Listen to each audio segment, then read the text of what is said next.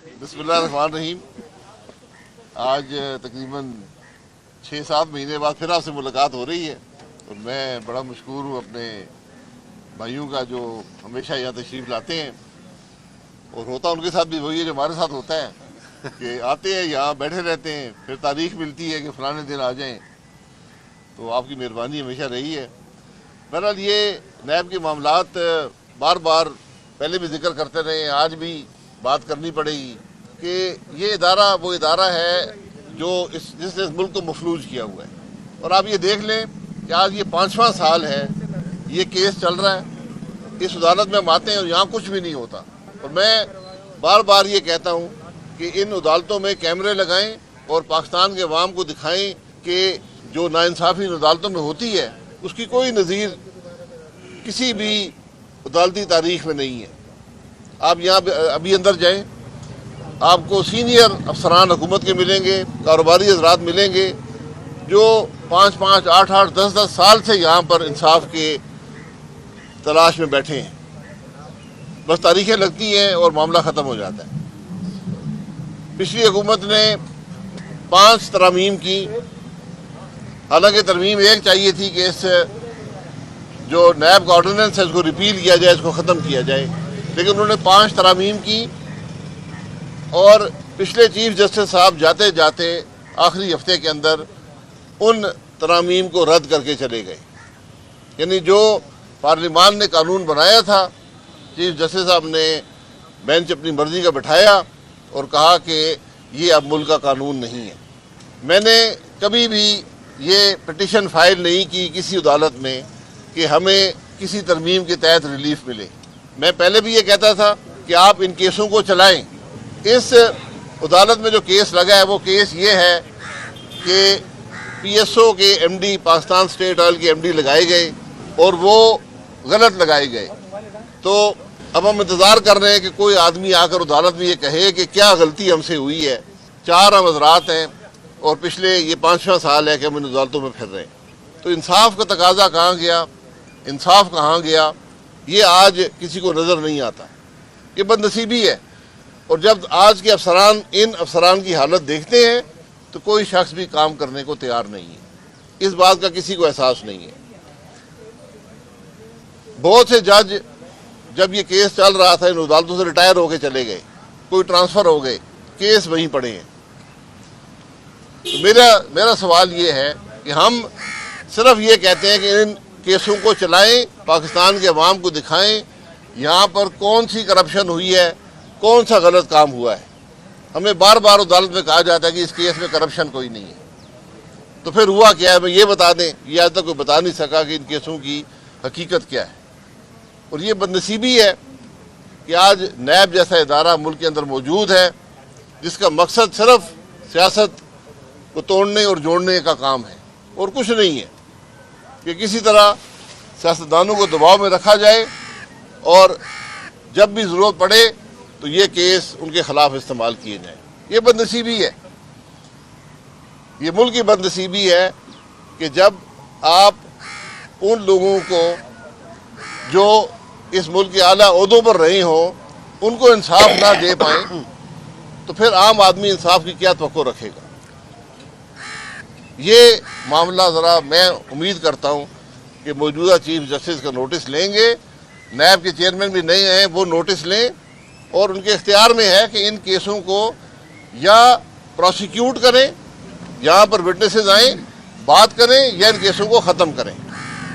یہ مناسب نہیں ہے, یہ انصاف کا تقاضا نہیں ہے کہ لوگوں کی زندگیاں سالہ سال 5-5, 8-8, 10-10 سال وہ رکی ہوئی ہیں, نہ کاروبار کر سکتے ہیں, نہ کوئی اور کام کر سکتے ہیں, نہ نوکری مل سکتی ہے. یہ انصاف ہوتا ہے. یہی بات ہم نے پہلے بھی کی ہے, آج بھی کرتے ہیں. اور میں پھر گزارش کروں گا اس حکومت سے بھی, اگلی حکومتوں سے بھی, کہ اس نیب کے ادارے کو ختم کر دیں ورنہ آپ کا ملک نہیں چلے گا. جناب نواز شریف صاحب آ گئے ہیں, آپ استقبال کے لیے گئے, کیا آپ کو بلائیں گے؟ جی استقبال کے لیے بلایا نہیں جاتا. استقبال وہ سیاسی بات.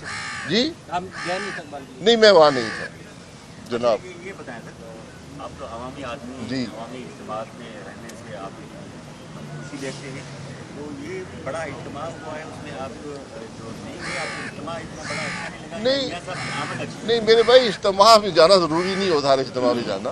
मैं नहीं गया, मैंने पहले भी जिक्र किया है। लीडरशिप नहीं हो तो जी, सवाल तो बनता मैं पार्टी का सीनियर लीडर नहीं हूँ लेकिन मियां साहब मरी में आप आके में लोग तवक्को कर रहे थे जी, मैं अदालत में खड़ा हूँ। सर आपकी बातों से इस तरह अंदाजा हो रहा है कि बहुत जल्द आप एक प्रेस कॉन्फ्रेंस करने वाले हैं, कोई नई पार्टी का जो है वो अनाउंस करने वाले हैं। इस मैं तरह वो की सूरत प्रेस हाल है। कॉन्फ्रेंस कर रहा हूँ दूसरी जमात के लोग हैं हमारे।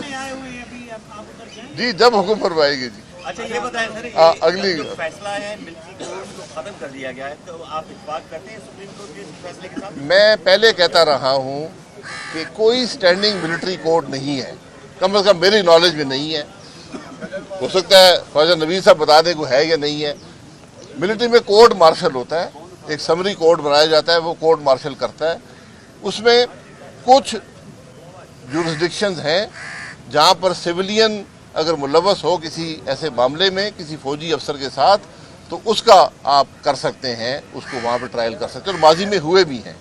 लेकिन अब सुप्रीम कोर्ट ने वाज़ेह इंस्ट्रक्शंस दे दी है कि ये ट्रायल नहीं हो सकेंगे, तो फिर जो भी दूसरा अदालत है उसके अंदर वो ट्रायल हो जाएगा। अच्छा शाहिद साहब, आप नैब कवानीन पर पहले भी तनकीद करते रहे, अब भी तनकीद करते हैं, लेकिन जब आप वज़ीर आज़म थे, बतौर वज़ीर आज़म, तो आपने इस कानून को रिपील करने की कोशिश नहीं की, या बल्कि अटैम्प्ट कोई की नहीं आपने। दूसरा ये सुप्रीम कोर्ट ने एक नई नज़ीर बना दी है कि एक लाइव कवरेज का सिलसिला कोर्ट में, तो आपकी एक डिमांड होती थी, आप डिमांड करेंगे? जी बिल्कुल, मैं अभी आपसे सामने कह चुका हूँ कि यहाँ भी कैमरे लगाएं और लाइव बताएं लोगों के हो क्या रहा है। उनको बताएं कि हम हर दूसरे तीसरे हफ्ते पेश होते हैं और फिर तारीख मिल जाती है। हकीकत बताएं अवाम को। और जो नैब की बात है, मैं हमेशा कह चुका हूँ कि इसको कोई एक जमात एक शख्स रिपील नहीं कर सकता, ये कंसेंसस से होगी। 2013 से 18 तक से बड़ा काम हुआ, लेकिन आखिरी वक्त पे उसमें जो सेनेट के अंदर बिल था उसको वहाँ पे ना PTI थे ना पीस पार्टी ने सपोर्ट किया। भाई साहब ये बता दें, मियां साहब आ चुके हैं, क्या आपका उनसे मुलाकात का ये इरादा है? नंबर 1, या आपका सियासी लाएमल आइंदा का क्या होगा? क्या नून लीग के टिकट पर आप इलेक्शन लड़ेंगे? मेरे भाई सियासी लाएमल मैं बता दूंगा। आज सियासत की बात आपने करनी है तो लहदा प्रेस कॉन्फ्रेंस कर लें। सियासी लाएमल ये है कि मैं पहले कह चुका हूँ कि जो मुल्क की मौजूदा सियासत है इसके अंदर मैं इलेक्शन लड़ने का कायल नहीं हूँ, कम से कम 20 दफ़ा कह चुका हूँ। क्योंकि ये जो सियासत है ना, ये इलेक्शन जो है ये मुल्क के को रिलीफ दे पाएंगे। अच्छा सर ये बताइएगा, सोशल मीडिया पे मेरे भाई, मैं नून लीग से अलग हूँ या ना हूँ, सवाल ये नहीं है। मैं सवाल आपके सामने रखा है मुल्क की सियासत का। जिस इलेक्शन में ना अवाम को फ़ायदा मिले ना मुल्क को फ़ायदा मिले, जिस सियासत से मुल्क का नुकसान हो, अवाम का नुकसान हो, मैं उसका कायल नहीं। अच्छा सर ये बता दीजिएगा, 76 साल गुजर चुके हैं, मुख्तलिफ सियासी अदवार गुजरे, सियासी जमातें सामने आई हैं। ये बताइएगा, इस्टेब्लिशमेंट, आप जो मौजूदा इस वक्त सियासत चल रही है उसमें इस्टेब्लिशमेंट की इन्वॉल्वमेंट बहुत ज़्यादा हो गई है, इस वजह से आप थोड़ी सी सियासत से अलग हुए हैं या कोई और मामला है? नहीं, देखिए मैंने कहा ना, जो सियासत मुल्क के हक में ना हो, अवाम को रिलीफ ना दे सके, मैं उसका कायल नहीं हूँ। सर आपसे लोग सवाल इसलिए कर रहे हैं कि आप 11 खिलाड़ियों में शामिल होते थे नून लीग की, इसलिए थोड़ा सा दूर है। मैं 11 खिलाड़ी में नहीं था, मैं दूसरे नंबर पे था। मैं देखिए, ये सियासत जो होती है ये आपका अपना काम होता है।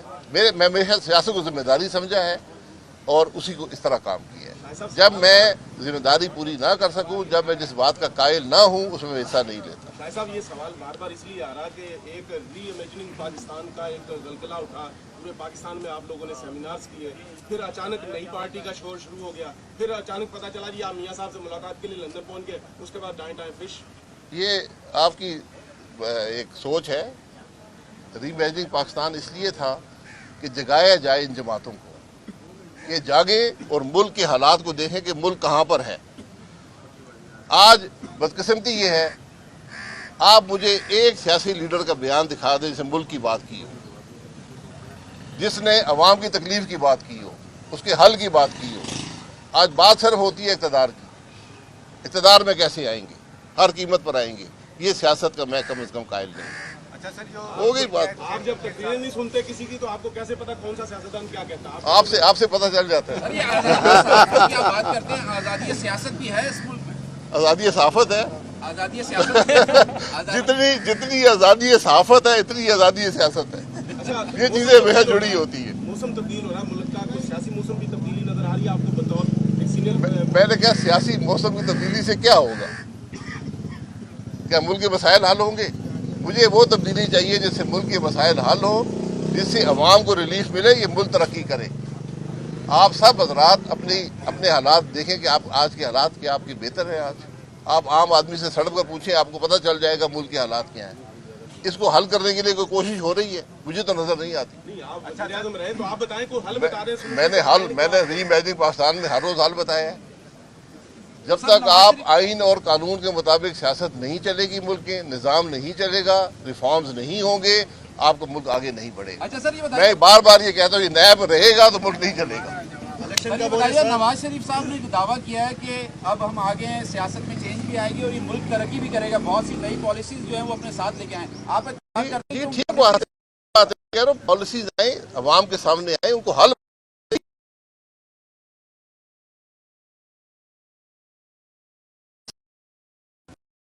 लीडरशिप, मुल्क की जुडिशरी लीडरशिप इकट्ठी नहीं बैठेगी, मुल्क के मसाइल का हल नहीं निकलेगा। ये बात याद रखें। आज अगर हमको मुल्क का एहसास हो, ये 6-7 लोग हैं, 8 लोग हैं, 10 हैं, जितने भी हैं, एक टेबल पर अवाम को बैठे हुए नजर आए, उनकी तकलीफ की बात करते हुए नजर आए, मुल्क के मसाइल का हल ढूंढते हुए नजर आए, फिर मुल्क आगे चलेगा। वरना हमने माजी में भी बहुत मार खाई है, इसके बाद भी मार पड़ी है। आपकी सियासी बसीरत क्या कहती है? क्या इलेक्शन अगले 3 महीने में, 6 माह में आप होता हुआ देख रहे हैं? ये मेरी सियासी बसीरत का काम नहीं है, ये कानून और आइन का काम है। आइन के तहत इलेक्शन होंगे, इलेक्शन कमीशन ने कराने हैं। अगर वो कहते हैं कि जनवरी में होंगे तो उनकी बात पर यकीन करना पड़ता है। आप जैसा आदमी अगर इस सिस्टम से मायूस है तो अवाम खैर की तवक्को कैसे रख सकती है कि मुल्क में? मैं कभी मायूस हो नहीं सकता, मेरे पास ये गुंजाइश नहीं है। अच्छा, अगर मियां साहब इलेक्शन होते हैं पाकिस्तान में, तो वो है कि जनवरी में तो मार्च तक हो जाएंगे, अगर वो जिस तरह आए हैं लगता है कि वो वज़ीर-ए-आज़म बनेंगे, तो आप उनकी कैबिनेट में होंगे? नहीं, मैं देखिए, मैंने पहले कहा कि मैं इलेक्शन का ही कायल नहीं हूँ, कैबिनेट में कैसे हो? सदाकत अब्बासी साहब वहाँ से इलेक्शन लड़े, वो कायल हो गए अब। अच्छा सर, ये 8-10 लोगों की आपने बात की है कि 8-10 बस लोग ठीक साथ है। बैठे इस टेबल पे, तो उसमें खान साहब की भी आप ये मांग करें जी, कि सब ये जो रिहा पॉलिटिकल लीडर्स हैं, रिहा हो या ना हो, पेरोल पे आ जाएं, लेकिन बैठना पड़ेगा। ये बात समझनी पड़ेगी हमें। नहीं बैठेंगे तो फिर कल बैठना पड़ेगा, नुकसान ज्यादा होगा। कल नहीं बैठेंगे तो परसों बैठना पड़ेगा, तो बेहतर है कि आज बैठ जाएं। लेकिन शाह साहब जो बात आप समझाना चाह रहे हैं, खान साहब तो किसी के साथ हाथ मिलाना नहीं चाहते, बैठना नहीं चाहते। बस फिर नहीं होगा, फिर सबको तकलीफ होगी। एक दिन तो बैठना ही पड़ेगा।